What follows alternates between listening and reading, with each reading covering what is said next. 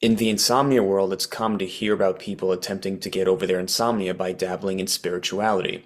Most people get some sense that their insomnia is caused by anxious thoughts and emotions. So they tell themselves that they need to fix this and that the best way to address it is with mindfulness and mindfulness-based exercises. This sounds reasonable, and so they pick up meditations, yoga, breath work, etc. They start doing all these things to become more mindful.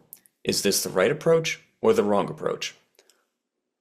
Like so many things with insomnia, there are a lot of nuances here, and that's what we're going to get into. First of all, I think it's really important for me to say right off the bat, you don't need to be involved with spirituality to overcome insomnia. I've heard from people who say that they're afraid they're going to have to become a hippie just to get some sleep. I'm happy to say that you don't have to do that. I'm a very non-woo-woo kind of person.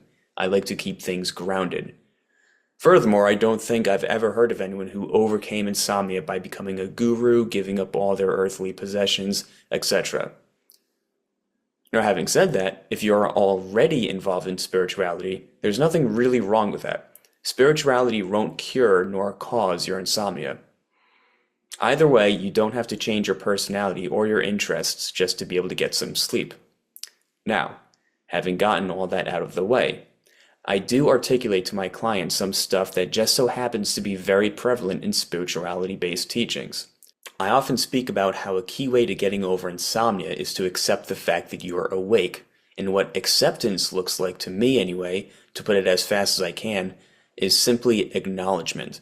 That's all we need to do. We just simply acknowledge that we are awake and we can do something, anything to voluntarily embrace wakefulness as much as possible.